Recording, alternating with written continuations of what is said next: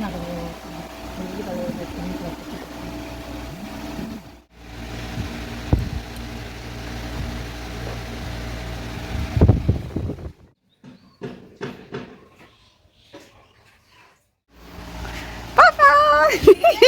হাসি কি, আমি তোমাকে ওখানে ফোন করলে আসছে, এবার দাঁড়াও, ওখানে দাঁড়াও, এবার ফুল লুক মার। এই যে ময়ূরকণ্ঠী কালার, কিন্তু সন্ধ্যার পর দিন শেষে এই যে সারপ্রাইজটা ভালোই ছিল, মনোরম দিয়ে খেলা দিচ্ছে। এই যে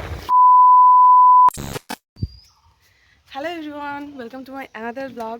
কেমন আছো সকলে? আশা করি ভালো আছো, আর আমিও অনেক অনেক ভালো আছি, সুস্থ আছি। ফিরে আসতে সুন্দর একটা সকালের নতুন ব্লগের সাথে। এখন সকাল 10টা বাজে, একটু আজকে ঘুম থেকে উঠতে লেট হয়েছে, মানে এই মনে হয় অনেকদিন পর আজকে এতক্ষণ ঘুমালাম আর কি। তো যাই হোক, আজকে তোমাদের সকলকে সাথে নিয়ে একটা নতুন ব্লগ স্টার্ট করছি। মাসির বাড়ি যাচ্ছি, ভাই একটা ঠাকুর বানাচ্ছে, সেটাই তোমাদের সাথে শেয়ার করবো। আর একটু পরে আবার মায়ের সাথে ডাক্তার দেখাতেও যাবো, তো সবটা শেয়ার করবো। তার জন্য তোমাদের সাথে থাকতে হবে। কেন ডাক্তার দেখাতে যাচ্ছি সেটাও আমি পরে বলছি। তো চলো ব্লগটার দিনটা শুরু করছি সকলের সাথে থেকে। আশা করি আজকে ব্লগটা তোমাদের খুব খুব ভালো লাগবে। আর আমি চলে আসলাম মাসির বাড়িতে। দেখো ভাই কিন্তু ঠাকুর বানাচ্ছে, রক্ষাকালী ঠাকুর, এটা অর্ডার নিয়েছিল। তো ক্যামেরা অন দেখে লজ্জা পেয়ে সরে গেছে। তো মোটামুটি কমপ্লিট, রং করা বাকি আছে। আর এই যে দেখছো মূর্তি, মানে মুখ দুটো, ওটা কিন্তু সাজে বানিয়েছে। এটা হচ্ছে এই কালী ঠাকুরের গলার মালাতে লাগাবে, সেট করবে আর কি। তো যাই হোক, অনেকক্ষণ বসেছিলাম ওখানে। এখন স্নান টান করে রেডি হয়ে গেছি। এখন 11:15 বাজে, মার সাথে বেরোবো ডাক্তার দেখাতে, তোমাদের যেমনটা বললাম আর কি। মাম্মাকেও সাথে নিয়ে যাচ্ছি, লেট হতে পারে। আর যেহেতু এই সময়টা কাজের সময়, মাসিও কাজে ব্যস্ত, মামিও কাজে ব্যস্ত, তাই মা বললো চল আমিও তোর সঙ্গেই যাই, অফিসে একটু লেট করে ঢুকবো। তাই মা অফিসে ফোন করে বলে দিয়েছে যে লেট হবে যেতে। তো মা আমার সঙ্গেই যাচ্ছিলো। ব্যাপারটা হয়েছে কি, মাম্মাম যখন 8-9 মাস বয়স, তখন আমি বাথরুমে পা পিছলে নিচে পড়ে গেছিলাম। তো সেখান থেকেই এই প্রবলেমটা শুরু। তো তোমাদের সাথে কথা বলতে বলতে চলে আসছি দেখো নার্সিংহোমে। এখানেই ডাক্তার বসবে, ইভল্যান্ড নার্সিংহোম। তো 25 নম্বরে নাম লেখানো আছে, মা নাম লিখিয়ে রেখেছে। তো মা রিসেপশনে জিজ্ঞেস করছিল যে কোথায় ডাক্তার বসবে। তো এখানেই দেখাবো। এই ডাক্তার কিন্তু আমার শ্বশুরবাড়ি ওখানেও বসে, কিন্তু ওখানে দেখিয়েছিলাম। এক্সরেটা না তখন করা হয়নি, কারণ ওখানে ওই এক্সরেটা হচ্ছিল না। তাই আমি ভাবলাম যে বাপের বাড়ি এসেই ডাক্তার দেখাবো। তো এখানে এক্সরে সব কমপ্লিট হয়ে গেছে। মাম্মাম ঘুমের জন্য খুব বিরক্ত হচ্ছে, কারণ অনেকটা সময় লেগেছে। 25 নম্বরে ডাক্তার দেখিয়েছি, মানে বুঝতেই পারছো 1:30টা বেজে গেছে। মার অফিসেরও অনেকটা লেট হয়ে গেছে, অফিস থেকে বারবার ফোন আসছিল। তো মা এখানে ওষুধগুলো কিনে দিচ্ছিল। আমার 6 মাস ওষুধ খেতে বলছে, তো আগে 1 মাসের ওষুধটা নেওয়া হলো, তারপরে বাদ বাকিটা নেব পরে। তো মা এখন ঢুকে যাবে অফিস, তারপরে আমি চলে যাব বাড়ি। টাটা করে দাও, টাটা। চলে গেল দিদন। এই দেখো মা অফিসে চলে গেল, 1:30টা বাজে প্রায়। ওই যে টাটা দিচ্ছে মা, টাটা করে। তো মা চলে গেল অফিস। এই যে আমি আর মামাম যাচ্ছি বাড়ি, টোটোতে আছি। এখন প্রায় 1:40 বাজে। মা আমার সঙ্গে গিয়ে এত দেরি হয়ে গেছে, মার অফিসে ঢুকতে লেট হয়ে গেল। তো এখন গিয়ে স্নান টান করবো। মামামের চোখে পুরো ঘুমু ঘুমু চলে আসছে দেখো। আর ডাক্তারের এই যে রিপোর্ট সব নিয়ে যাচ্ছি বাড়ি গিয়ে, সবটা ডিটেলসে বলবো। তো ডাক্তার দেখিয়ে চলে আসছি, স্নান খাওয়া দাওয়া সব কমপ্লিট। মাম্মামকেও স্নান খাওয়া দাওয়া করিয়ে ঘুম পাড়িয়ে দিয়েছি, কারণ ওর ঘুমের টাইম পার হয়ে যাচ্ছিল। তো ফ্যানের আওয়াজে কিছুই শোনা যাচ্ছে না, যার জন্য আমি আবার ব্যাক ক্যামেরা দিয়ে দেখাচ্ছি। দেখো এই যে ডাক্তারের প্রেসক্রিপশন, সঞ্জয় বল। আর এই হলো আমার ওষুধপত্র 1 মাসের। আর এটা হলো এক্সরে রিপোর্ট। তো এবার তোমাদেরকে বলি আমার কি হয়েছে, এখানে বোঝাও যাচ্ছে না ভালোভাবে। এই যে দেখো আমার কোমরের নিচের যে হাড্ডিটা, একটু হাড়টা সরে গেছে আর কি। যেখানেই বসবো সেখানে এখন কুশন নিয়ে বসতে হবে, শক্ত জায়গায় বসা যাবে না। ডাক্তার বলে দিয়েছে বাসে হোক ট্রেনে হোক যেখানেই হোক আমি যেন কুশন নিয়ে ঘুরি আর কি। এই যে নিচে যে হাড্ডিটা দেখছো সেটা।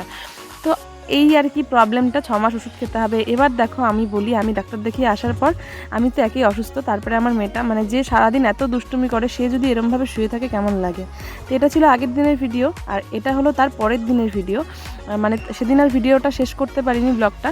তো আজকে দেখো মামা যে জ্বরে শুয়ে আছে, এখানে জলপট্টি দিচ্ছি বাটিতে। দিনের আলো, ঘরে লাইট অফ করিয়ে ওকে ঘুম পাড়িয়ে রেখেছি। এই যে দেখো একদম মানে কেরম যে হয়ে গেছে কীভাবে বলবো বুঝতে পারছি না, ঠিক মনটা এতটাই খারাপ লাগছিল। তো জলপট্টি দিচ্ছিলাম, বারবার ওষুধ খাইয়েছি, অ্যান্টিবায়োটিক খাইয়েছি, কিছুতেই কিছু হচ্ছে না। তো ওর ঠাম্মি ফোন করে বললো যে একটু ঝাড়িয়ে আনো। তাই ওকে নিয়ে যাচ্ছিলাম। একজন আমাদের বাড়িরই একটা কাকু আছে, যে ঝাড়াঝাড়ি করে আর কি জ্বর আসলে। অনেক সময় বাচ্চারা ভয় পায় সেই ক্ষেত্রে। তো ও বলছে আমার করলে থাকবে না, ওর মনির কাছে যাবে। তো মাসি নিয়ে গেছিলো, মা যেহেতু এখনও অফিস থেকে আসেনি আর কি। তো যাই হোক, এখানটা দেখো ভাই আমার সাথে ইয়ার্কি মারছিল, মনটা খারাপ ছিল। তো তারপরে মাসি ওকে অনেক খাবার দাবার কিনে দিয়েছে দোকান থেকে। এই যে গুড ইভিনিং এভরিওয়ান, অনেকক্ষণ পর ক্যামেরার সামনে আসলাম। মানে কালকে দুপুরের দিকে প্রায় ব্লগটা শেষ করেছিলাম। কালকে দুপুরের পর, মানে আমি ডাক্তার দেখিয়ে বাড়িতে আসার পর ও এত অসুস্থ হয়ে গেছে যে আর কালকে ব্লগ কমপ্লিট করতে পারিনি। তো আজকে তোমরা দেখতে পেলে ওকে ঝাড়াতে নিয়ে গেছিলাম। ঝাড়াতে নিয়ে যাওয়ার পর ও এখন মানে মোটামুটি সুস্থ। দেখো মামা এসে দুষ্টুমি করছে। এই যে আজকে সারাদিন পর এই যে বিকেলবেলা ওর হাসিটা আমি দেখতে পেলাম। এই যে তো যার জন্য এখন আবার আমারও মুখে হাসি, আবার ব্লগ শুরু করলাম এখন। তো কালকের ব্লগের সাথে আজকের পার্টটা অ্যাড করে দেবো আর কি। আর এইদিকে দেখো সাজগোজের পাড়া চলছে, এই যে ওরা যাবে বিয়ে বাড়ি আজকে রিসেপশন পার্টিতে। মা যেতে চাইছিল না, আমি বললাম বারবার করে জোর করে বলছিলাম যে যাও। তো মাসি বাড়িতে বসেছিলাম, হঠাৎ মা ফোন করে বললো তোমাদের দাদাভাই এসছে। আমি ওকে অনেকক্ষণ ধরে ফোন করছি, ও ফোন রিসিভ করছে না। আমি না ভাবছিলাম যে ওর শরীর ভালো না, ঠিক চলে আসবে। কে আসছে মাম্মা? কই পাপা? চলো চলো চলো তাড়াতাড়ি। হাসি কি? আমি তোমাকে ওকে আমি ফোন করলাম, মা বললাম কি তুমি কোথায় গো, আমাকে একটা বাজার দেখালাম, বললাম বাজারটা তো আমি চিনি না, কোনোদিনও দেখি নাই। বললো এটা বলে বাড়ির সামনে বাজারে গেছো। আমি তো চিনতে পারি নাই। আমি তো এখনই 3 নাম্বার খুঁটি থেকে আসলাম। মিষ্টি মুখের সামনে আমি দাঁড়াইছিলাম। আমি তো মিষ্টি মুখের সামনে দাঁড়াই ওকে বিরিয়ানি নিলাম। ট্রেনটা তো বিরিয়ানি নিয়ে আসছো? হ্যাঁ, ট্রেনটা একটা বসছিলাম। ওইখানে দাঁড়াইলাম, আমাদের টোটোটা সামনে ছিল, তারপর টোটোটা এনে মঙ্গলপুর। আমি ওর ফোন না তোলা দেখে বুঝতে পারছি যে ঠিক আসবে, ওর মেয়ের শরীর ভালো না। পাপা মেলে পাপা, একটু করে দাও, গানটা করে দাও। কেমন গানটা? পাপাকে মেহেন্দিটা দেখাও। এই যে মামামের মেহেন্দি। না না, আমি তখন হাইটে ছিলাম, এই পাশে ছিলাম। ও তো বাসে আসছো? পাপা অনেকক্ষণ পর ক্যামেরার সামনে আসলাম। এই দেখো সব সুন্দরীরা সাজুগুজু করে রেডি। এই যে দাঁড়াও, ব্যাক ক্যামেরা দিয়ে দেখাচ্ছি। এই যে দেখো, এটা হলো পিসি, আর এই যে আমার মাসি। সাজিয়েছে হচ্ছে এই যে আমার ভাই, মাসিকে সাজিয়েছে। আর পিসি কার কাছে সাজছে? পিসি ওই পিসির পাশের বাড়ি একটা বৌদি সাজিয়ে দিয়েছে। আর মা ওরা এখনো আসেনি। এই যে ভাই রেডি, এই যে আরেকটা ভাই। হ্যাঁ, ও ভাই এই যে খোপা করেছে দেখো কি সুন্দর করে। দাঁড়াও দাঁড়াও দাঁড়াও দাঁড়াও, যে মা চলে আসছে। এবার দাঁড়াও, ওখানে দাঁড়াও। এবারে ফুল লুক মার। এই যে ময়ূরকণ্ঠী কালারের শাড়ি। মামি কোথায়? এবারে দিকে ঘোর। এই যে বুনু রেডি, এই যে মামি রেডি, সবাই চলে গেল, মামি এখনো হয়নি। এই যে দাঁড়াও একটু, দাঁড়াও দাঁড়াও দাঁড়াও। এই যে মামির ফুল লুক। মামিও হচ্ছে, আমিই তোতলা যাচ্ছি, মামিও হচ্ছে খারাপ শাড়ি পরেছে। যাও যাও তাড়াতাড়ি যাও, ওরা চলে যাচ্ছে। পেছন দিকে সবাই চলে গেছে বিয়ে বাড়ি, আমি বাড়িতে এই যে একা। এদিকে রান্না বসিয়েছি তোমার দাদা ভাইয়ের জন্য ডাল সিদ্ধ আর আলু সিদ্ধ, ওনাকে অন্য কিছু খাবে না গরমের জন্য। মামামের খাওয়া বানিয়েছি। আর মা এখানে আমার জন্য এগিয়ে নিয়ে এসছে বিরিয়ানি। আমি বলেছিলাম যে আমার জন্য আইসক্রিম নিয়ে আসতে, মা বললো আমি তো তুই তো বিয়ে বাড়ি যাবি না, তাই বিরিয়ানি নিয়ে এসছে আমার জন্য, বাড়িতে খাবো। ওইদিকে বিছানা টিছানা করে দিয়েছি। মামামের শরীরটা আবার একটু খারাপ হয়ে গেছে। আর ও আসার পর থেকে আমি ওর সাথে কথা বলতে পারিনি।